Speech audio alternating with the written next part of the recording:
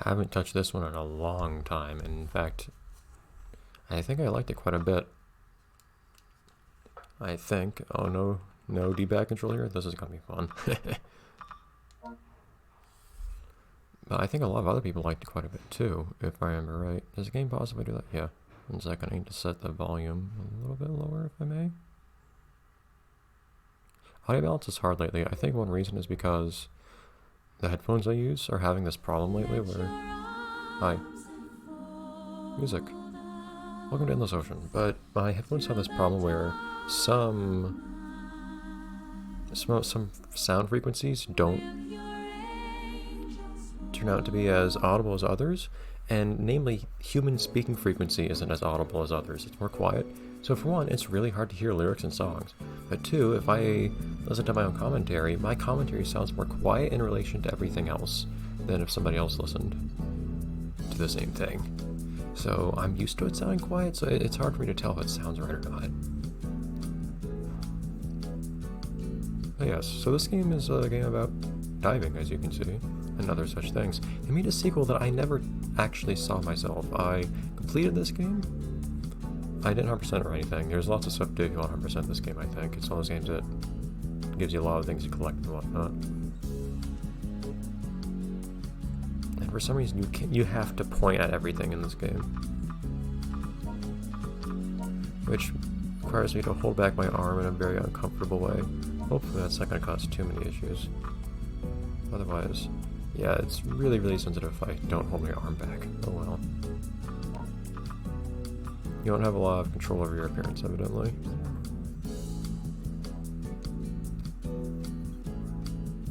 Oh, never mind.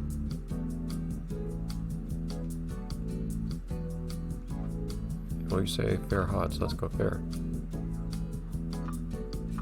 I don't know. I'm not particularly concerned about my appearance. I don't remember if you even see your appearance that often in this game. I mean, usually you're diving.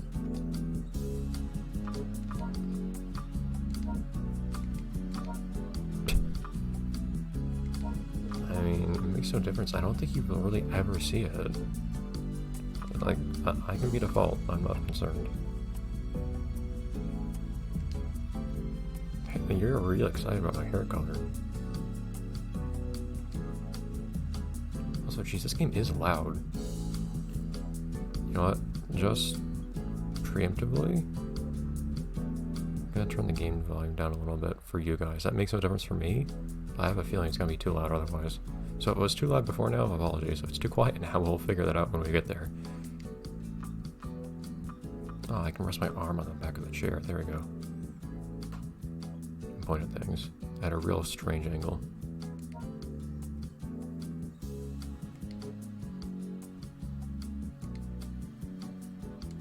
There will be a lot of exploration. This game is mainly exploration. It's a nice, calm, pleasant game. And I like having those from time to time these days.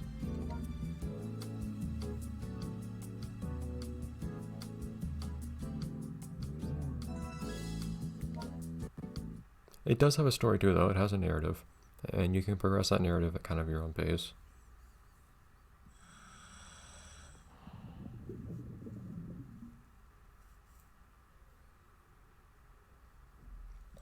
Also, I think I'm giving the impression that I remember more about this game than I do. I remember very little of it, actually. Like, I don't remember the plot or anything like that. I don't even remember if this game needs the nunchuck or not, so I don't have one connected. It hasn't complained yet.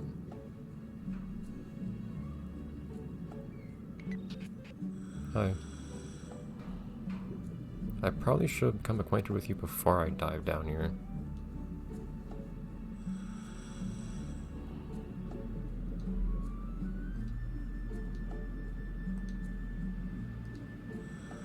So, I have a compass. Does this whole thing really work without a nunchuck? This seems like it can be one analog control in. 1 second. What happens if I connect my nunchuck?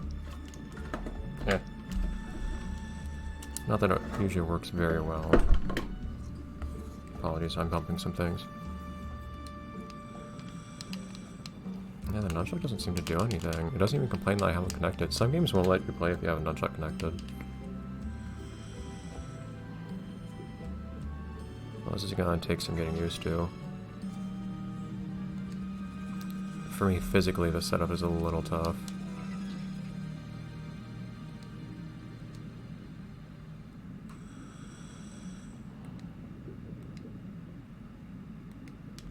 Why does everything have to be done with pointing, though? Yes, I'm aware. Thank you. Not that it's especially obvious on the controller. I guess I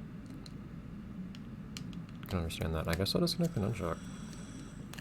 It'd be interesting if this game had multiple control schemes or something, but it looks like nunchuck is not the way to go, even though you're basically just pointing different directions on the screen to do the same thing. Okay. It's gonna take some time for me to figure out how to make this ergonomic.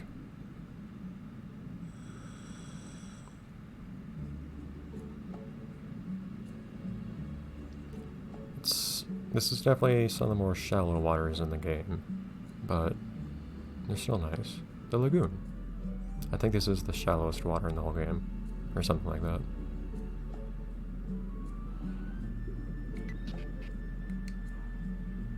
I don't remember if this game has any voice acting. I don't think it does.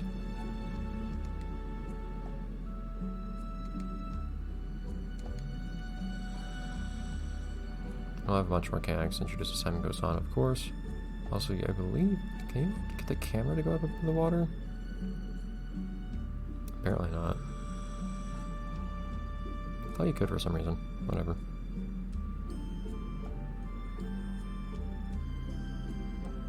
You have to be careful not to get disoriented. It's one reason it's really nice to have that compass, actually.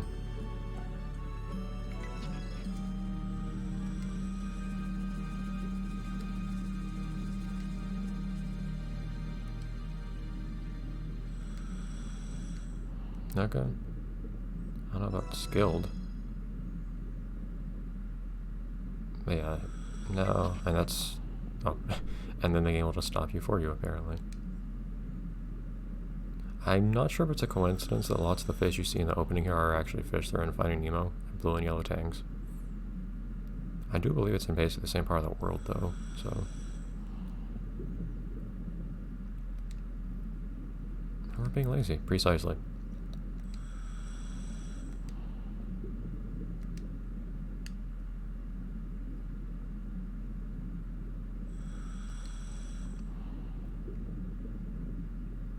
I feel like that's not the only way you can return. I thought you could actually go physically to the boat as well.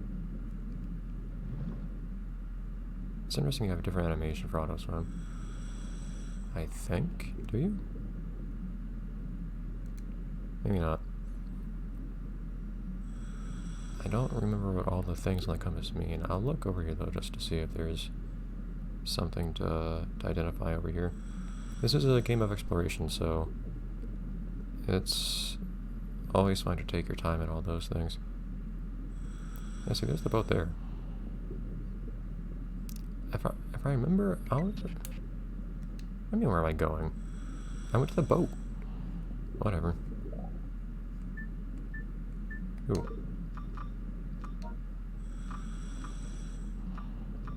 Ooh. You know what, why not? Let me be, oh, we could even have the compass off if you really want to disorient ourselves.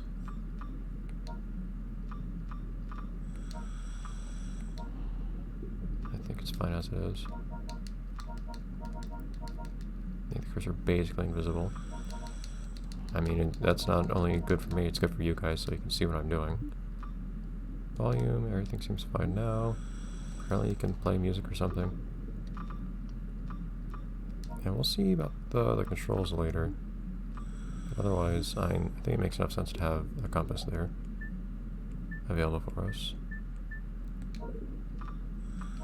Okay. It's a nice slow start, but don't you worry. We'll get into some pretty interesting stuff.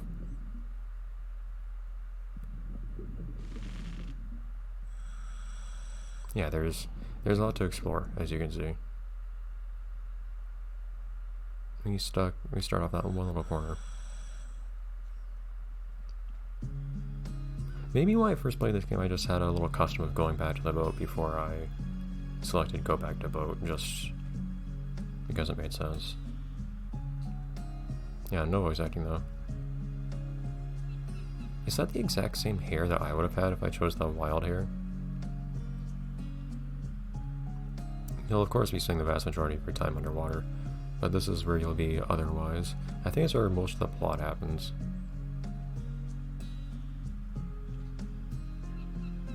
I don't know about being top, whatever.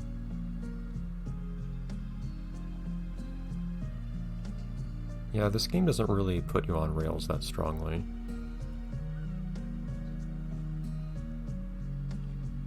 You don't have to. Only at risk of funding.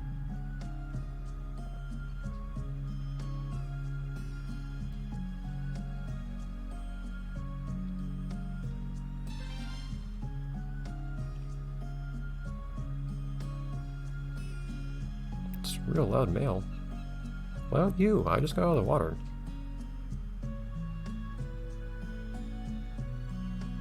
Everything is pointing. Okay. You can look at things, that's nice. That, I was wondering. When I mean MP3 files, I don't remember keeping music on a Wii. If it's on your SD card, I didn't remember that at all. That's really interesting. I mean, this game's soundtrack is nice enough already, so I wouldn't worry. Just look.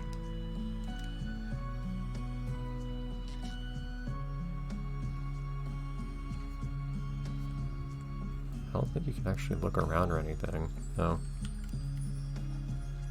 The thing is, the boat can be in a variety of places. I think in more interesting places you'll actually see stuff if you look out from the boat like that.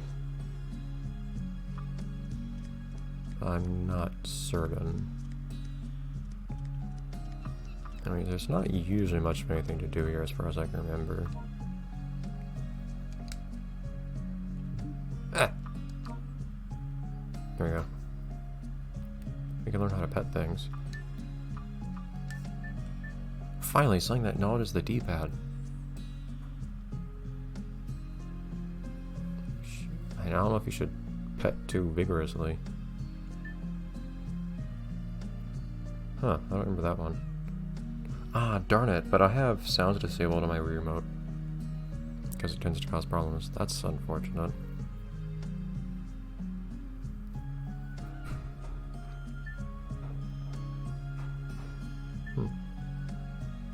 Oh, there we go.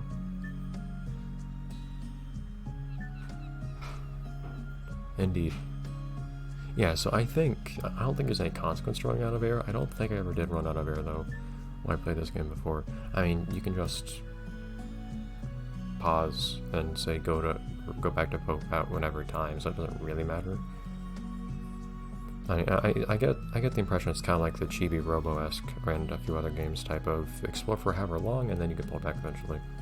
And that will limit some things like how far you can explore, because you start at some point and then you can only get so far out. You might have to devote an entire day, for instance, to doing some particular thing.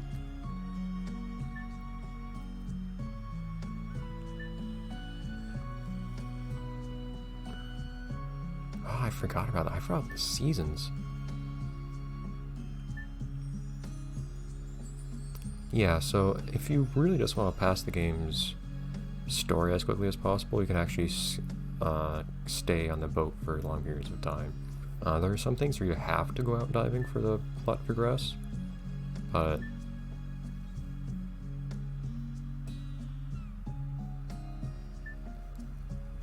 I won't be doing that anyways. I'll be having fun here.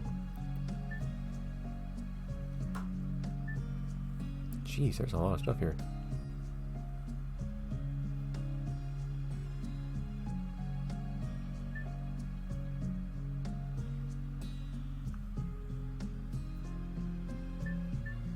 For taking it? Yeah, apparently you can take pictures here. We're learning things here that we weren't supposed to know, apparently. At some point.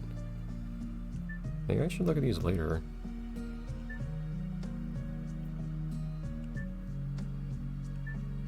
Jeez. Yeah, I found out about the camera thing. I might have to look at this later. That's a lot of stuff. Jeez. It's basically just everything all at once. I realize this is a bit of a slow introduction, and yet there's basically nothing ever on here of much interest. But I think it's pretty much the time to cut things, and we'll see what happens next time when we look at emails.